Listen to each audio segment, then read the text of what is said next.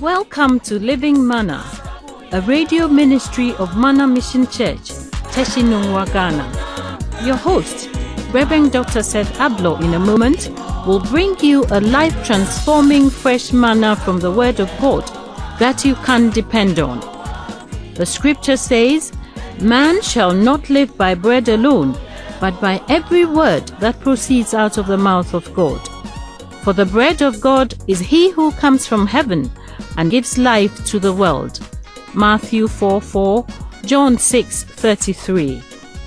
Living Manna is purposely programmed for you to give you scriptures you can depend on in any circumstances of life. Come to Living Manna. I'm so glad you have tuned in.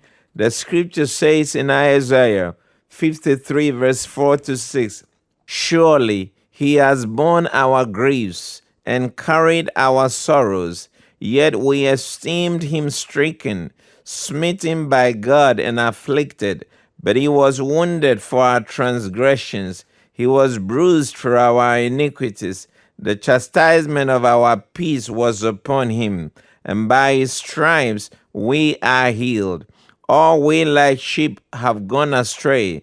We have turned every one to his own way, and the Lord has laid on him the iniquity of us all." Jesus Christ of Nazareth, his life started in a very unique way. When his mother was yet to be married to Joseph, an angel from the Lord appeared to Mary and said, "Thou that art highly favored, the Lord is with thee. Blessed art thou among women." And that salutation led to the miraculous conception, the immaculate conception of Jesus Christ of Nazareth. When he was born, angels came to the Bethlehem fields of Judea and sang that, "I bring you good news of great joy that shall be unto all people. For unto you this day is born in the city of David a Savior, who is Christ the Lord." At the beginning of his ministry, when he was about 30 years old, there was a man who had preceded him by the name of John the Baptist, a cursing. When John was baptizing in Jordan River in Israel, Jesus also came to be baptized. And when John saw him, John lifted up his voice and told the crowd, "This is the Lamb of God that takes away the sins of the world." That ushered Jesus into a 3-year healing, teaching, miraculous ministry that touched that entire known world and has touched the globe since. He went around preaching, teaching, healing all those that were oppressed of the devil. The Bible says in Acts 10:38, how God anointed Jesus of Nazareth with the Holy Spirit and with power, and he went about doing good and healing all those that were oppressed of the devil, for God was with him. When he was alive, Jesus had a unique attraction to sinners. He spoke to a man called Nicodemus that except a man be born again, totally reborn from all that he used to be, he cannot enter the kingdom of God. Speaking to a woman who had married many men, living a sinful life, Jesus told his disciples, "My meat is to do the will of my Father and to finish it." Now, when Jesus was ending his ministry, he spoke to his disciples that he was going to Jerusalem, that all the things that had been written about the Messiah, that is him, would be fulfilled. You know, few years back, he had stood in his hometown church in Nazareth, and he was given a Bible to read, and he opened a place in the book of the prophet Isaiah, and he read, "The Spirit of the living God is upon me, because he has anointed me to preach the good news to the poor, to open up the prison doors, and to set up those who have been oppressed by the devil." Now Jesus was ending a unique ministry. including healing, parable speaking, cleansing of lepers, raising of the dead, opening blind eyes, touching every part of the society, recruiting fishermen from Galilee to do his work, a lover of sinners, dine with tax collectors, embrace women who people thought were in sin, and even had final days with criminal on the cross. He said, my meat is to do the will of my Father and to finish it. He entered Jerusalem from the eastern side triumphantly in what we celebrate today as the Palm Sunday. From that day, he entered Jerusalem. He went to the temple and threw away the money changers who have changed the temple worship into a business enterprise, selling lamb doves that were meant for sacrifice at such a high price that the people could not afford it. Jesus then spent the rest of the time moving between Bethany and Jerusalem, speaking sometime in parables like the parable of the withered fig tree, spoke about the parable of the tenants. He spoke about the authority of Jesus, his own authority. He spoke about the paying of taxes to the Roman rule until his final days came when he was about to eat the Last Supper.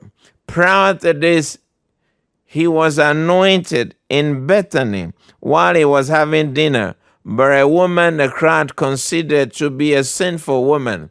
But Jesus said, she had anointed me for my burial. What strange words to say.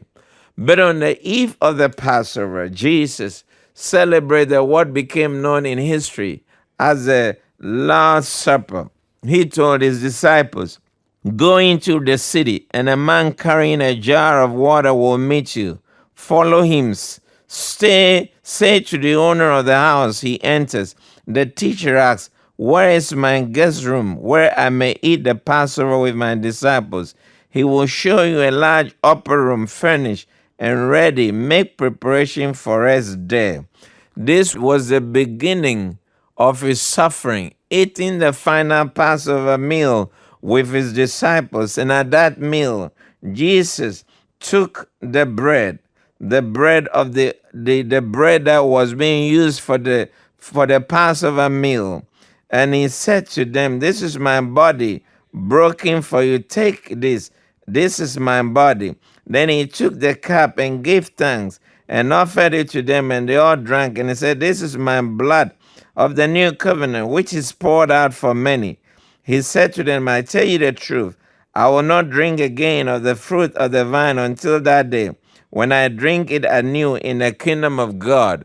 You know, like every Jew, they will sit at this meal. There will be a first drinking of the wine. Then there will be singing of the Psalms that they will be singing, Psalm 115 all the way to 118. They will be singing hymns. So some people should know that Jesus sang hymns. Then they will celebrate this Passover, basically bitter herbs to remind them when they were in slavery in Egypt. And then the whole lamb roasted, and they will eat in haste. And Jesus had this dinner, knowing very close that his last days were near.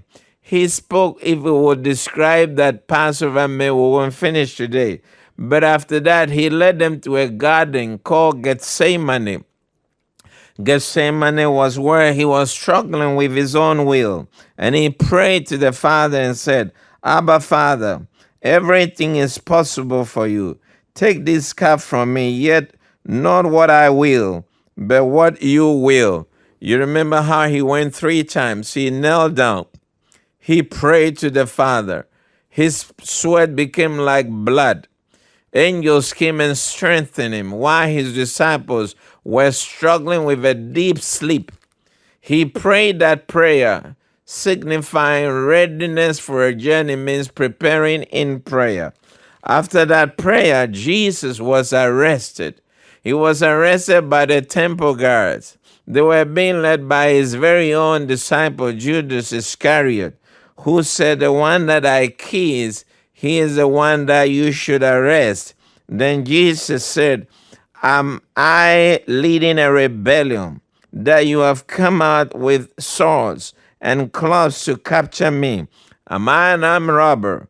Every day I was with you teaching in the temple courts, and you did not arrest me. But the scriptures must be fulfilled. This was the beginning of his final days and his sorrows.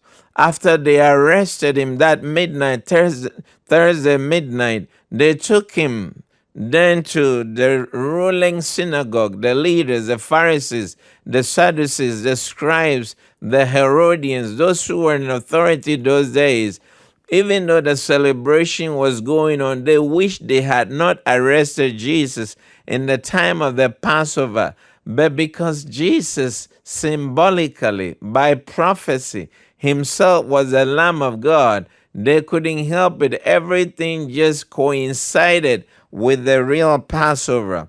So it was before the Sanhedrin. They were looking for evidence, something they would stand on to crucify him and to justify that he is fit for the death penalty.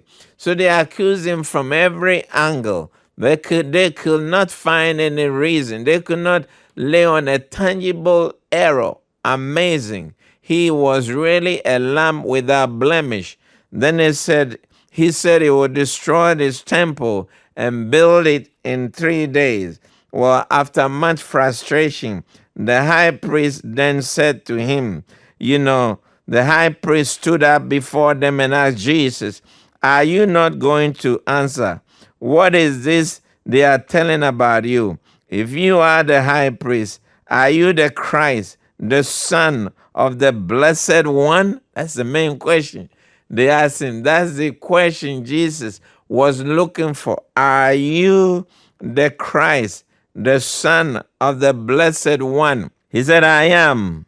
And you will see the Son of Man sitting at the right hand of the Mighty One and coming on the clouds of heaven. When he said that, the high priest tore his clothes. He asked from Jesus' own mouth, his own proclamation, I am the Christ, the Son of the living God, and I will come in my glory. When he said that, they arrested him. But the Jews didn't have authority to crucify anybody. So they have to find another reason why they should crucify him. I have to explain the Jews were then being ruled by the Romans. The Romans had the authority in Rome, but they had a governor or procurator who was ruling Judea from a place like our own castle, but they call it the fortress of Antonia. And he was ruling in a place called the Praetorium. His name was Pontius Pilate. He was then the procurator or the governor or the minister of that region, Judea, when Jesus was arrested. So after the Jewish Sanhedrin or the Jewish court met midnight and unanimously agreed that Jesus would be crucified, they mocked him. They spat upon the Messiah. Yes, you heard me correct. Then his disciples were dumbfounded and they began to deny him. One of them was Peter, who had said earlier that you are the Christ, the Son of the living God. And Jesus had told Simon Peter that flesh and blood had not revealed this unto you, but my Father who is in heaven had revealed this to you. And Peter was all full of pride that he had beaten every disciple and had come out with that great revelation that Jesus is the Christ. But now standing surrounded by Roman soldiers, torches, swords, angry men, he could not admit that he even knew the Messiah. He denied him just like Jesus had predicted. The songwriter said, Peter, in his remorse, said, I said that I would die for him, that I really thought that I could, but there I was denying him. I never thought that I would. I have failed the Lord. I have let him down after all he's done for me. And now he's going up on Calvary. Can you imagine my Messiah, the one that gave me a boat sinking, net breaking miracle, the one that healed the sick, the one that multiplied the loaves, the leper cleanser, the blind eye opener, the dead raiser, now arrested, badly beaten, face swollen, body lacerated, looking very ugly. Then they took Jesus before Pilate, the Roman procurator. They have to tell him something that will make Rome sentence him to death. And that time Pilate, look, why would the Jews bring a Jew to be killed? It wasn't usually like that. So he said, I learned that they told him that we learned that this man is making himself to be a king. But we don't have any king but Caesar. This was the first time Jewish leaders will stand before Rome and admit wholeheartedly that they don't have a king but Caesar. They had never wanted to admit that. But because they wanted to make a case, they are now loyalists to Hail Caesar. And Jesus was making himself a king. So Pilate asked him, are you really a king? And Jesus said, yes, it is, as you say. Now, Jesus stood before Pilate, and Pilate, looking at Jesus, said, do you know that I have authority to crucify you or to set you free? And Jesus looked at Pilate and said, you don't have no authority over me, except it's been given to you from above. The man was standing firm, focused on his words. But just like it is written, even though Pilate's wife warned him that the night had been a nightmare, I could not sleep. Don't have anything to do with that innocent carpenter who they call the Messiah. But Pilate couldn't help it. The mob demanded. He even brought a criminal by the name of Barnabas, stood Barnabas by the side of Jesus, the miracle worker, the one angel sang at his birth, the one everybody was happy to see, and they thronged Jerusalem, and he walked on their cloth and they sang Hosanna.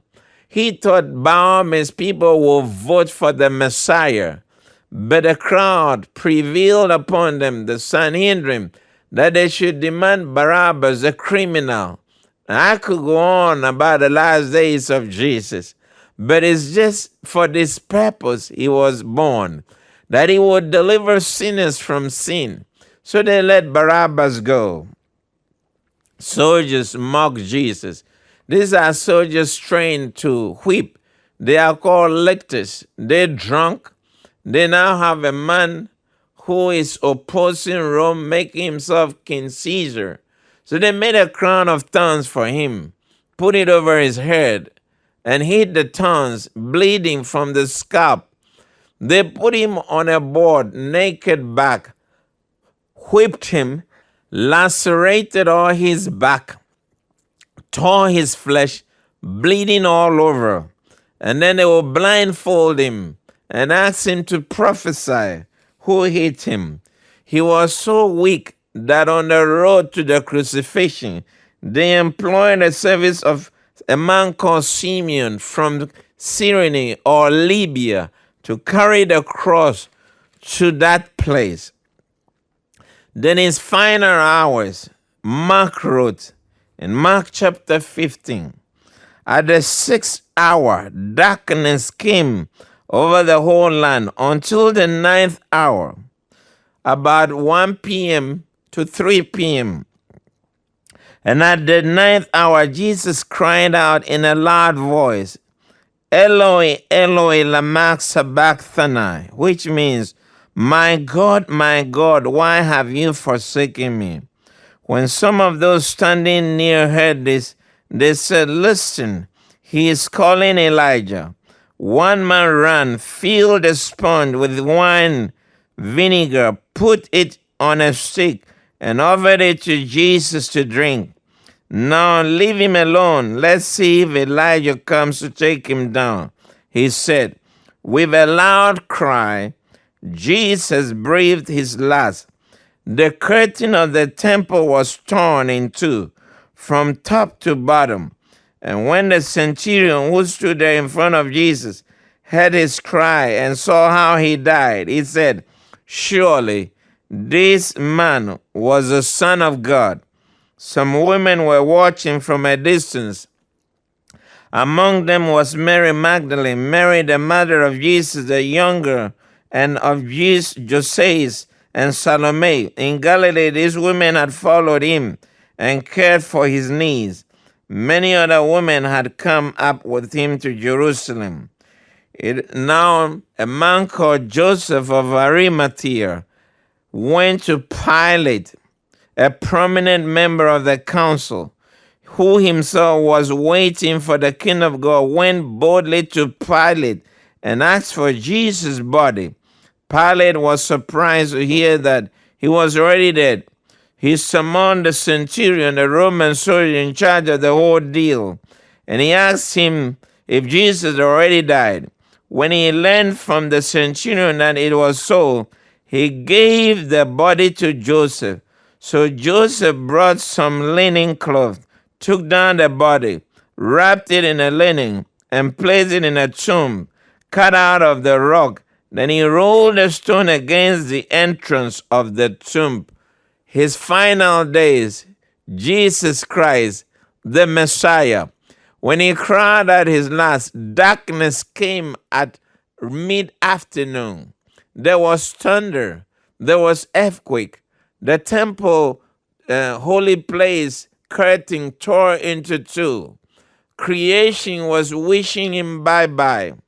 Everything that God has created and has spoken about has come to a conclusion. If it was a prayer, this was the amen. If it was a game, this was the final whistle.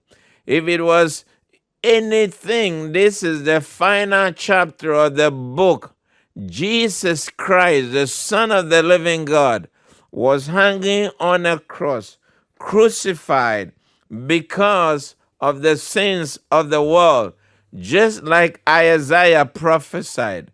Who has believed our report, and to whom is the hand of the Lord revealed? For he grew up before him like a tender shoot. Surely he has borne our griefs and carried our sorrows. Yet we esteemed him stricken, smitten by God. The people said, he trusted in God. Let God come and deliver him. And he was afflicted, and he was wounded for our transgression, for our sins.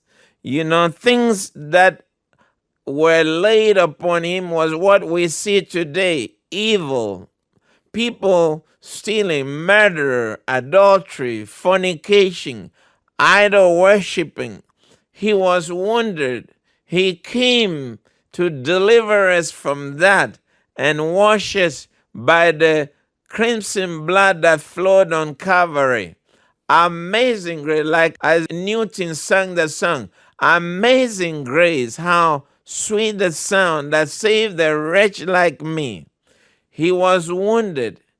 Let me tell you, he was crucified. He died on the cross.